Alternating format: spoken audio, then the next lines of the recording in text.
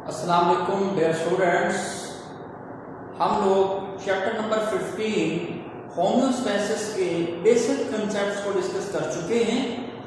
इससे पहले लेक्चर के अंदर हमने देखा कि जो प्लांट्स हैं हाइड्रोफाइट्स, मेसोफाइट्स और जीरोफाइट्स, उनके अंदर ऑस्मो रेगुलेशन किस अंदाज से होती है।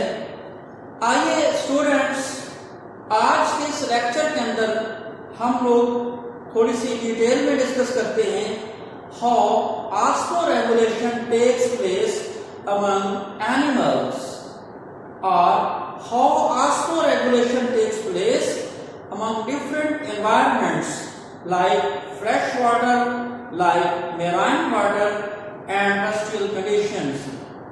स्टूडेंट्स, ऑस्मोरेगुलेशन के हवाले से एनिमल्स के हमारे पास दो बड़े ग्रुप्स मौजूद हैं। एक को हम लोग कहते हैं ऑस्मोकन्फर्मर्स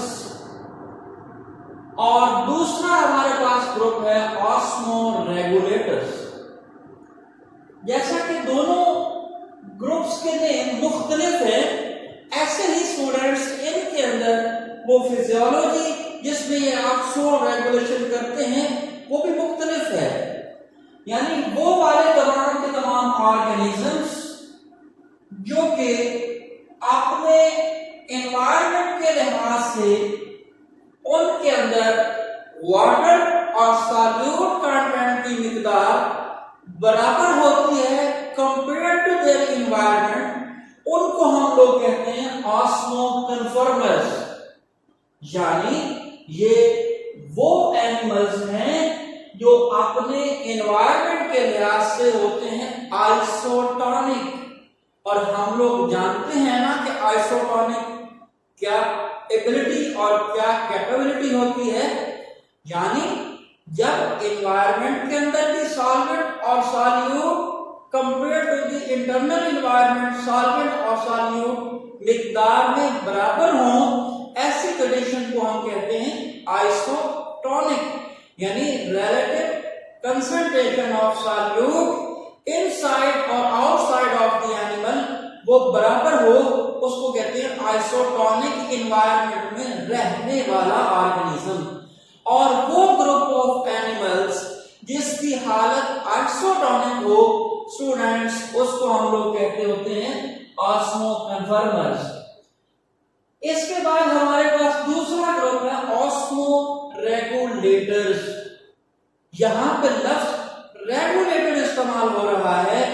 इट मींस कि ये वो वाले एनिमल्स हैं जिनकी इंटरनल कंडीशंस अपनी एनवायरनमेंट के लिहाज से आइसोटोनिक नहीं है। या तो वो हाइपरटोनिक कंडीशंस में रहते हैं या वो हाइपोटोनिक कंडीशंस में रहते हैं। Among both of these situations, they will have to regulate their water and solute contents. तो स्टूडेंट्स, ऐसे ग्रुप्स को हम लोग कहते हैं ऑस्मोरेगुलेटर्स।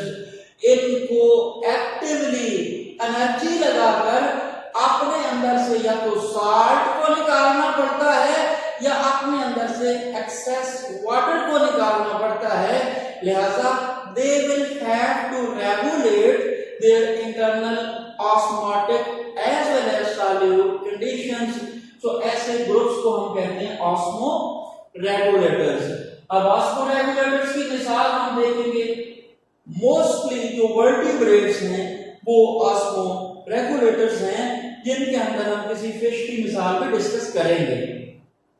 और ऑस्मोकन्फर्मर्स यानी वो वाले एनिमल्स जिनका अपने एनवायरनमेंट के लिहाज से जो माहौल है वो आइसोटोनिक हो, यानी उनको ज्यादा एनर्जी लगाकर अपने साल्ट्स को या वाटर बैलेंस को रेगुलराइज नहीं करना पड़ता, उनको ऑस्मोकन्फर्मर्स कहते हैं।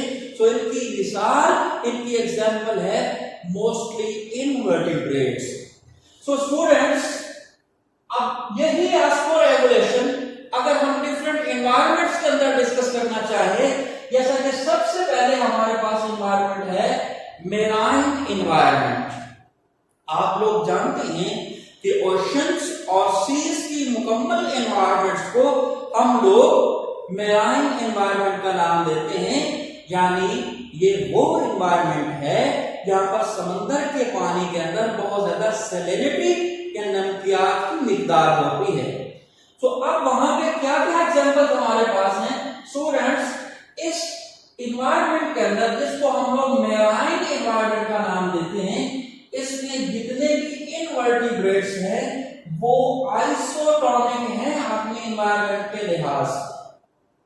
अभी मैंने आपको बताया कि आइसोटोनिक कौन होता है, जिनको हम लोग ऑस्मोकन्फर्मर्स का नाम देते हैं, यानी वो आइसोटोनिक हैं, उनको एक्टिवली अपने साल्ट्स और वाटर कंटेंट को रेगुलराइज नहीं करना पड़ता। लिहाजा मेराइन एनवायरनमेंट के अंदर इनवर्टिब्रेट्स जो हैं वो आइसोटोनिक हैं, यानी जो साल्ट और जो वाटर कंटेंट की कंसंट्रेशन बाहर उनकी एनवायरनमेंट में है वही उनकी बॉडीज के अंदर है। लिहाजा हम कहते हैं invertebrates living among marine conditions are isotonic। इसके बाद हमारे पास वर्टिब्रेट्स की जो मिसालें हैं स्टूडेंट्स, वर्टिब्रेट के लिहाज से जो हैग फिश है, याद करें आप लोगों ने फर्स्ट ईयर में चैप्टर नंबर 10 के अंदर ये एग्जांपल फिश के पहली क्लास के अंदर पढ़ी हुई है, हैग फिश और लैम्प्रेस पढ़ा था ना। उनमें से जो हैग फिश है स्टूडेंट्स वो अपने एनवायरनमेंट के लिहाज से आइसोटोनिक है, यानी इसको भी अपनी बॉडी के साल्ट्स वगैरह को और पानी के कंटेंट को एक्टिवली एडजस्ट नहीं करना पड़ता। हाँ, बाकी के जो वर्टिब्रेट्स है, जैसा कि आप हमारे पास एग्जांपल है कार्टिलेजिनस फिश। सो स्टूडेंट्स, जो कार्टिलेजिनस फिशेस होती हैं उन फिशेस के अंदर एक्सक्रीशन की जाती है किस चीज की, साल्ट्स की। So they can remove excess of their salts by the working of their kidneys, और कहां से खारिज करते हैं, अपने गिल्स के जरिए, यानी उनके किडनीज ऐसा फंक्शन परफॉर्म करते हैं। रिमेंबर दैट हम एग्जांपल डिस्कस कर रहे हैं कार्टिलेजिनस फिशेस की। सो स्टूडेंट्स, जो कार्टिलेजिनस फिशेस हैं समंदर के अंदर, उनको अपनी बॉडी से एक्सक्रीट करना पड़ते हैं, क्या, साल्ट्स। सो इस चीज के लिए कि वो साल्ट्स को एक्सक्रीट करें, उनके अंदर जो किडनीज हैं वो फिजियोलॉजिकली इतने एक्टिव हैं कि वो गिल्स के जरिए ये साल्ट्स रिमूव करते रह जाते हैं। सो अब स्टूडेंट्स, ये तो एग्जांपल हमने ली ना हैग फिश की, और साथ ही एग्जांपल हमने ली कार्टिलेजिनस फिशेस की। स्टूडेंट्स, काफी सारी फिश ऐसी भी मौजूद हैं इस एनवायरनमेंट के अंदर जो अपनी बॉडी के अंदर ज्यादा साल्ट्स नहीं रखते, लेकिन अब मेराइन एनवायरनमेंट के अंदर तो ज्यादा साल्ट्स हैं। लिहाजा इंटरनल बॉडी के अंदर अगर साल्ट्स की मिकदार थोड़ी है तो बाहर साल्ट्स की मिकदार ज्यादा है। इससे खतरा ये होता है कुछ फिश को कि उनका बॉडी का एक्सेस ऑफ वाटर बाहर निकल जाएगा, so they will lose their water content. तो इस हालत में कैसे होम्योस्टेसिस मेंटेन करते हैं, कुछ फिश अपने अंदर कुछ ना कुछ कहीं ना कहीं यूराइन की मिकदार स्टोर कर लेती है। अब यूराइन की मिकदार स्टोर करना उनके लिए खतरनाक होता है फिजिकली, लिहाजा वो इस यूराइन से बचने के लिए एक और केमिकल स्टोर कर लेते हैं, that is called trimethyl amine oxide. So मकसद क्या है, अगर मैं आपको कंक्लूजन बताऊं कि जो फिश एक्वेटिक एनवायरनमेंट के अंदर मेराइन एनवायरनमेंट में हो, उसको खतरा ये होगा कि उसकी बॉडी का वाटर बाहर की तरफ मूव कर जाएगा, क्योंकि बाहर हाईली कंसंट्रेटेड सॉल्यूशन होगा compare to their internal bodies. So how they can compensate this situation, they can keep inside their bodies amount of salt in the form of urine। so urine को अपने अंदर रखेंगे तो बाहर के माहौल के निस्बत वो तकरीबन बैलेंस कर जाएंगे, ताकि उनकी बॉडी का वाटर कंटेंट बाहर मूव ना करे। अब यूराइन जो है वो हमें पता है कि वो बॉडी के लिए हैजार्डस है। जितनी भी नाइट्रोजनस बेस हैं, अमोनिया है, यूरिया है, यूरिक एसिड है, if these are kept inside the body, they are hazardous for the physiology of the body. So इस चीज से बचने के लिए वो फिश क्या करते हैं, अपनी बॉडी के अंदर कुछ मिकदार ट्राइमिथाइल अमीन ऑक्साइड की रखते हैं ताकि वो अपने आप को आइसोटोनिक कर लें। एज यूजुअल नहीं है, लेकिन वो वक्ती तौर पर इस चीज को कंपनसेट करने के लिए अपने अंदर ये मटेरियल, ये केमिकल रखकर अपने आप को क्या बना लेते हैं, आइसोटोनिक।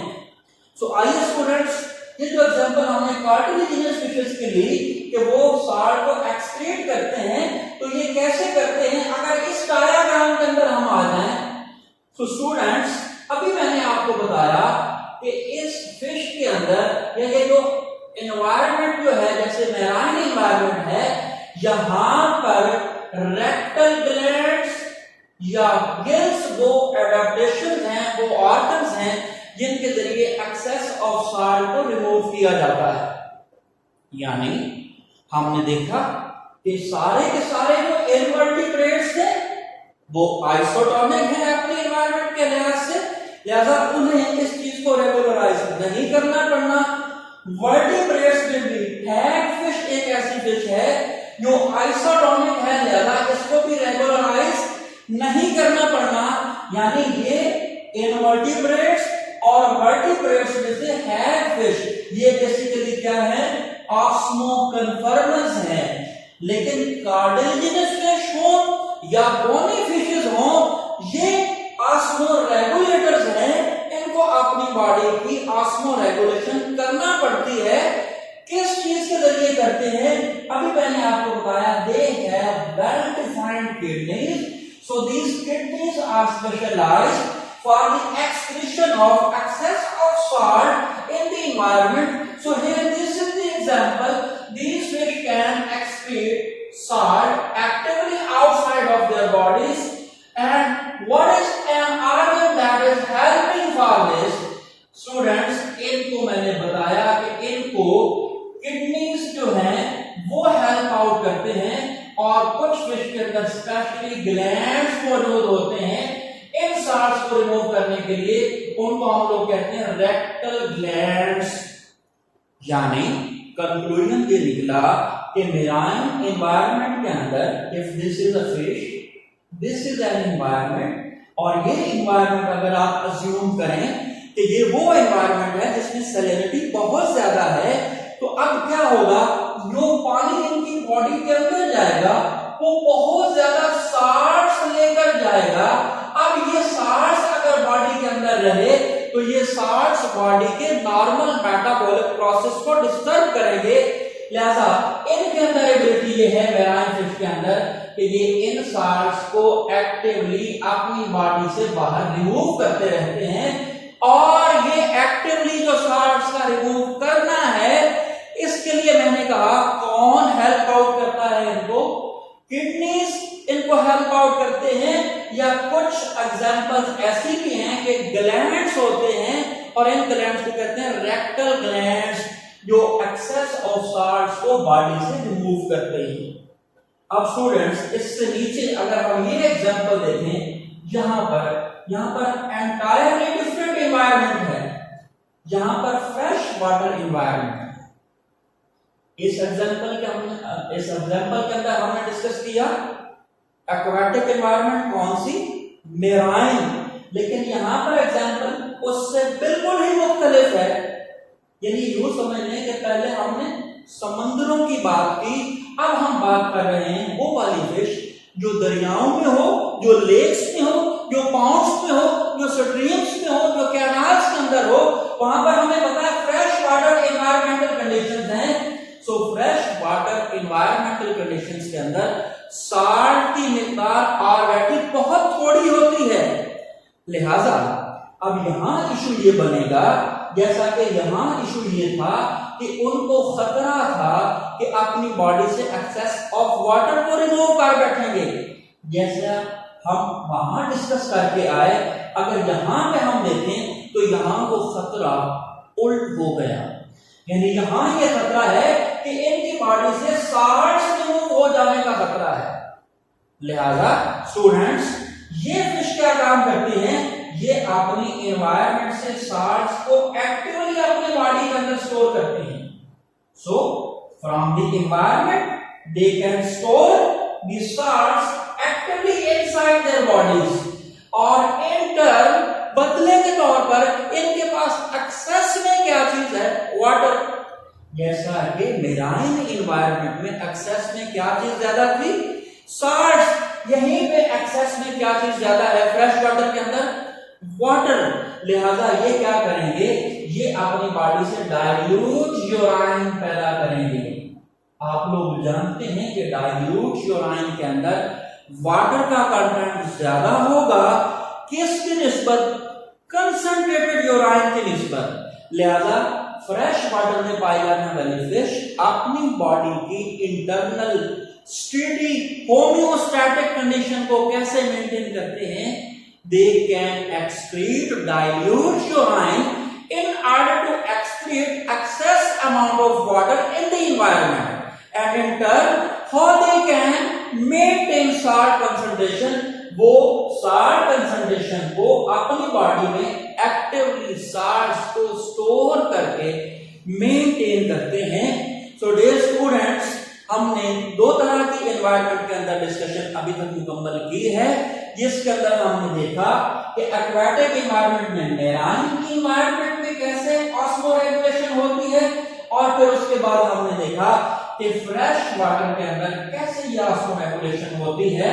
स्टूडेंट्स, अगर इसको मैं समराइज करूं तो आज हमने सीखा कि एनिमल्स में ऑस्मोरेगुलेशन में दो तरह के ग्रुप्स हैं, ऑस्मोरेगुलेटर्स और ऑस्मोकन्फर्मर्स। फिर उसके बाद हमने देखा कि मुख्तलिफ एनवायरमेंटल कंडीशन के अंदर कैसे ऑस्मोरेगुलेशन होती है, जिसमें मेराइन एनवायरनमेंट की हमने बात की, जिसमें हमने कहा इनवर्टिब्रेट्स आइसोटोनिक हैं और वर्टिब्रेट्स में हैग फिश जो है वो आइसोटोनिक है, और उसके बाद कार्टिलेजिनस फिशेस जो है उनको रेगुलराइज करना पड़ता है।